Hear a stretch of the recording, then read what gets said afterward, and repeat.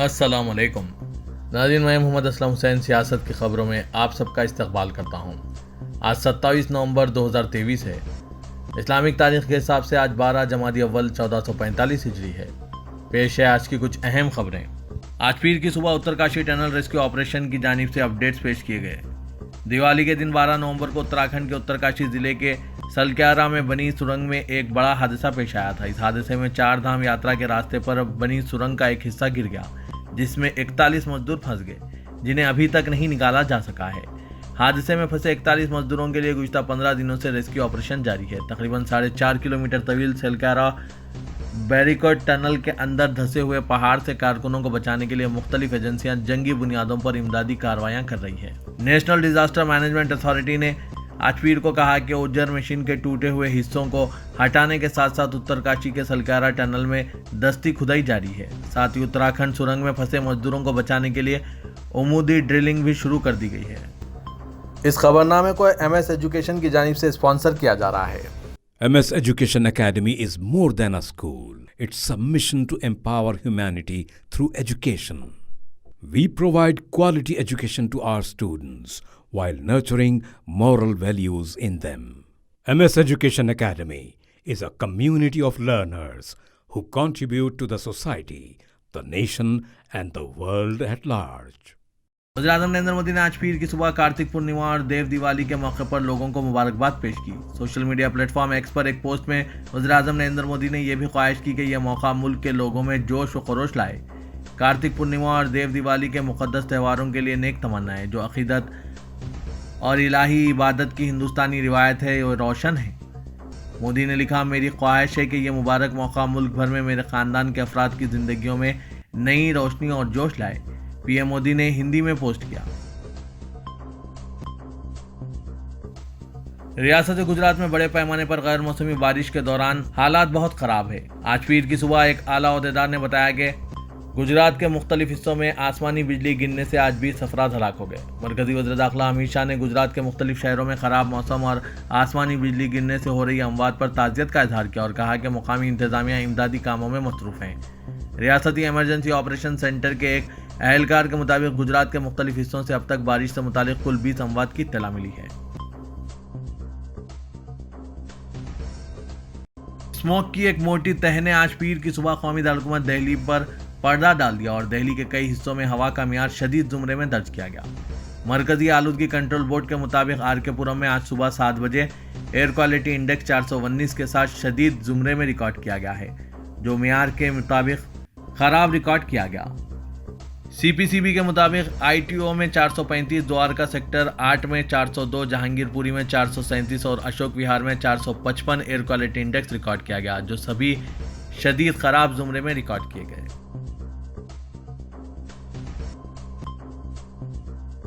مرکزی وزیر مملکت برائے داخلہ اجے مشرا نے کہا ہے کہ شہریت ترمیمی ایکٹ یا CAA کا حتمی مسودہ اگلے سال 30 مارچ تک تیار ہونے کی امید ہے۔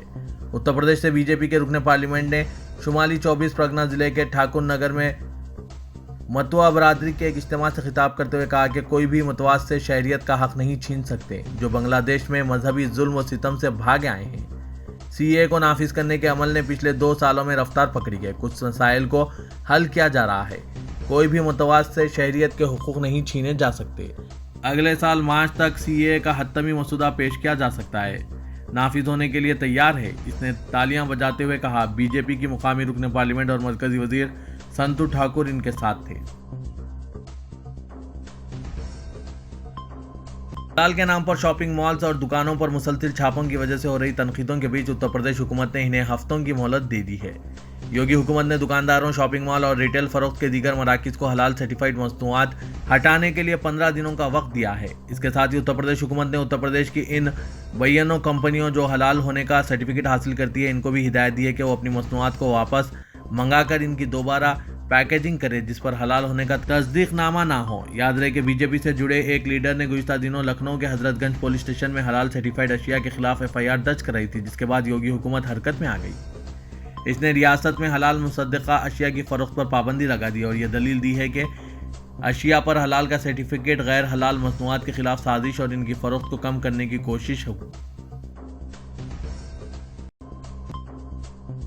All India Muslim personal law board ने उत्तर प्रदेश हुकूमत के इस इक़दाम पर सख्त तनकीद की, जिसमें इसने मुसलमानों के बाद रजिस्टर्ड इदारों के जरिए हलाल सर्टिफिकेट जारी करने को गैर कानूनी करार दिया। बोर्ड के मुताबिक यह फैसला मजहबी मामलात और मजहबी आज़ादी में मुदाखलत और मुल्क के मफाद के मुनाफी है। All India Muslim personal law board के तर्जुमान डॉक्टर सैयद कासिम रसूल इलियास ने कहा है कि इस्लाम ने अपने मुसलमानों के लिए खाने पीने और रहन सहन के कुछ आदाब और ज़वाबित मुतय्यन किए हैं, जिसकी पाबंदी मुसलमानों के लिए ज़रूरी है। ऐसा ही मामला दीगर मज़ाहिब का भी है। खुर्द व नोश्त के मामले में इस्लाम के उसूल बहुत वाज़ेह है। बाज़ चीज़ें मकरूहात के दायरे में आती है तो बाज़ क़तई हराम है, जिनसे बचना मुसलमानों पर फ़र्ज़ है। मसला सिर्फ ज़ुबा और गैर ज़ुबा तक महदूद नहीं है, बल्कि बहुत सारी मसनूआत ऐसी होती है जिनमें इन चीज़ों की आमेज़श होती है जो इस्लाम में हराम के दर्जे में आती है, जिनसे बचना हर मुसलमान के लिए बेहद ज़रूरी है। वज़ीर-ए-आज़म Narendra Modi world climate action summit में शिरकत के लिए 30 नवंबर से 1 दिसंबर तक मुत्तहिदा अरब इमारात का दौरा करेंगे। वज़ारत ख़ारजा के मुताबिक वज़ीर-ए-आज़म यूएई के सदर और अबू धाबी के हुक्मरान शेख मोहम्मद बिन जायद अल नहयान की दावत पर दुबई पहुंच रहे हैं।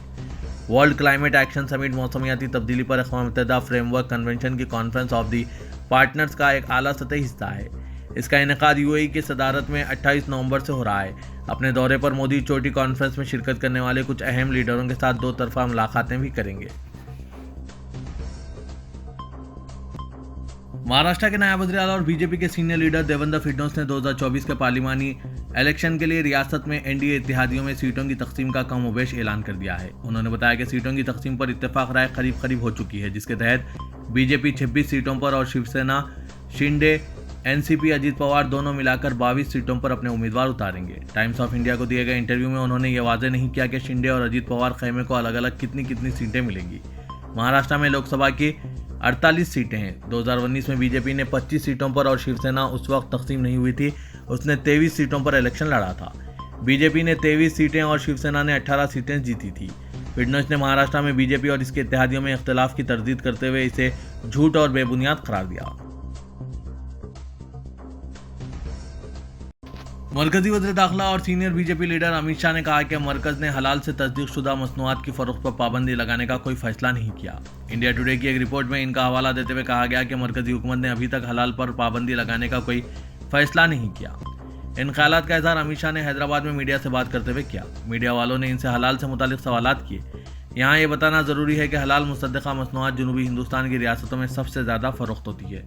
ऐसे में अमित शाह के बयान के कई मायने हैं। मरकजी हुकूमत में नंबर 2 के ओहदे पर फायज अमित शाह का यह बयान इसलिए अहम हो गया है क्योंकि बीजेपी की हुकूमत वाली उत्तर प्रदेश ने हलाल सर्टिफाइड मसनूआत पर पाबंदी लगा दी है। अमित शाह के तबसरे उत्तर प्रदेश की हुकूमत की जानिब से हलाल से तस्दीक शुदा मसनूआत की फरोख्त पर पाबंदी लगाने के हुक्म के चंद दिन बाद आए हैं।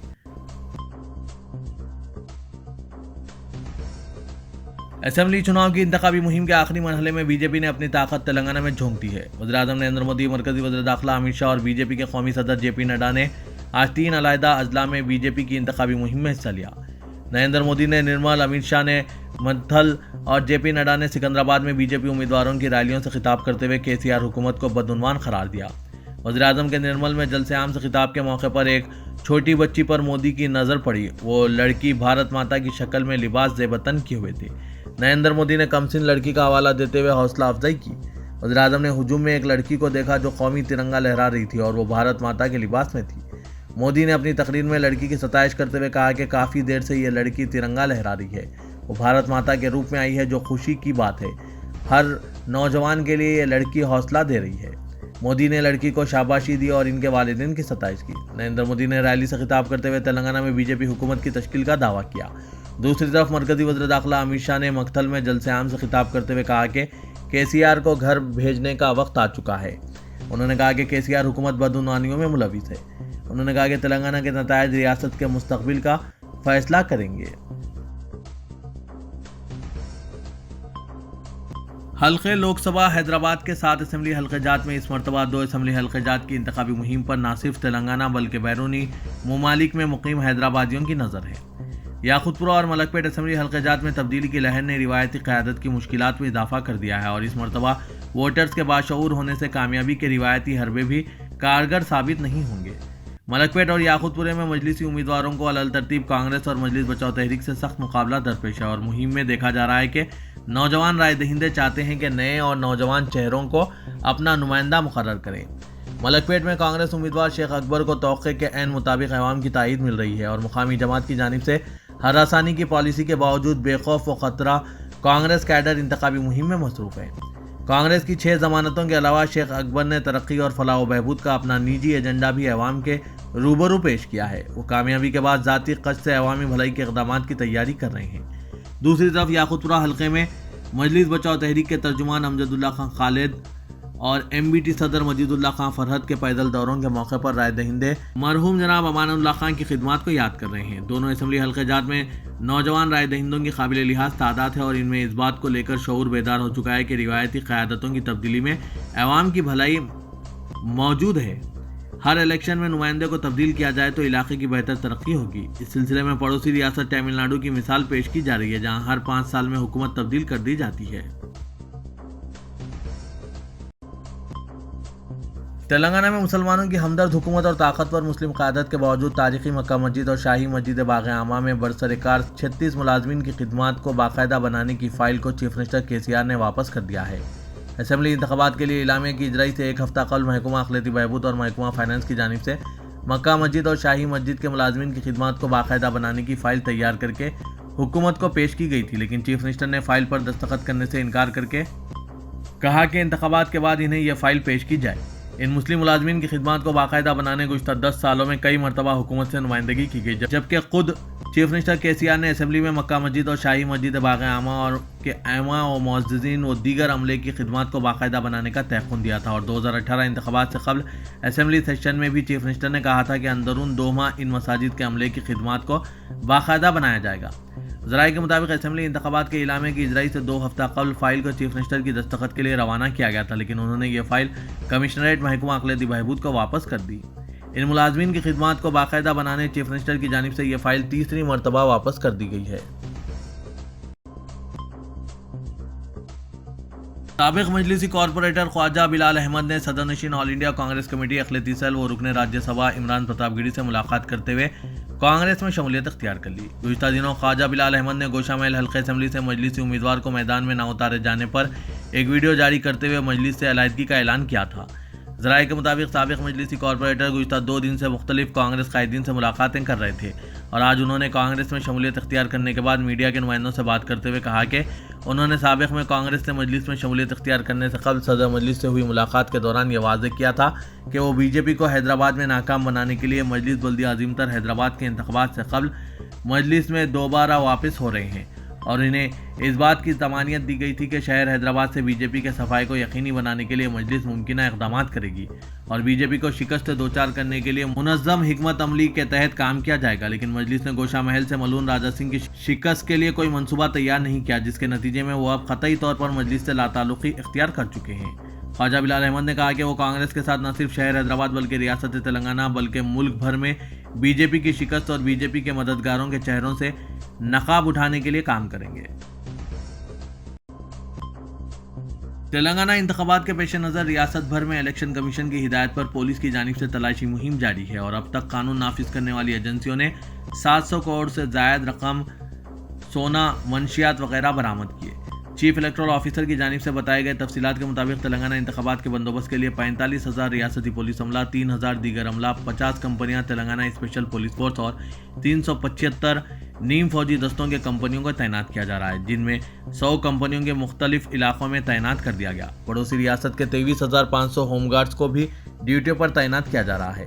انتخابات کے پیش نظر ریاست بھر میں 18,600 اسکواڈ تشکیل دیے گئے ہیں اور 2,08,000 عملے کو بھی تعینات کیا گیا ہے۔ انتخابی ضابطہ اخلاق کی خلاف ورزی پر 1,020 مقدمات درج کیے گئے ہیں۔ اسی طرح مختلف سیاسی پارٹیوں کے سوشل میڈیا کے 120 متنازع لنک کو حذف کر دیا گیا۔